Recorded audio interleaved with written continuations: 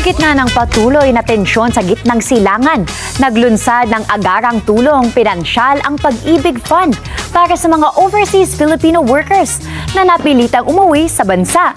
Narito ang aking report.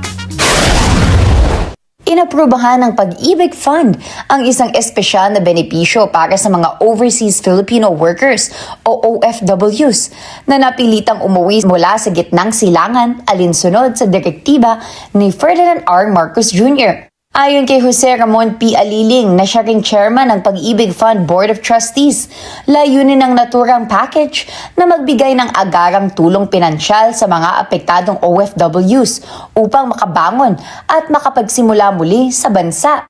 Sa ilalim ng programa, maaaring makuha ng mga kwalipikadong miyembro ang hanggang 100% ng kanilang pag-ibig regular savings, kabilang ang kontribusyon ng empleyado at employer, pati na rin ang kinita nitong dibidendo.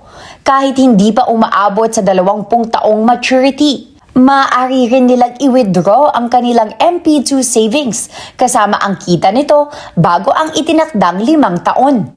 Bukod dito, maaari ring mag-avail ang mga miyembro ng 3 buwang moratorium sa pagbabayad ng housing loan ng walang interest at penalty, habang ang termino ng loan ay palalawigin ng 3 buwan. Ayon pa sa datos ng ahensya, aabot sa mahigit 891,000 OFW sa gitnang silangan ang rehistradong miyembro ng Pag-ibig Fund, kung saan libo-libo ang may MP2 savings at housing loans.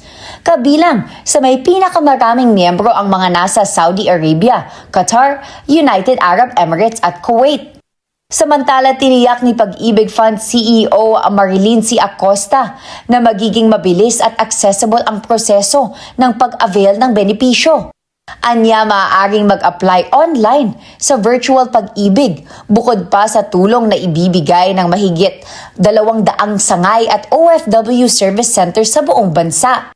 Dagdag pa niya, bahagi ito ng mas malawak na programa ng pamahalaan katuwang ang Department of Migrant Workers at Overseas Workers Welfare Administration upang matulungan ang mga OFWs sa kanilang pagbabalik at reintegration sa Pilipinas.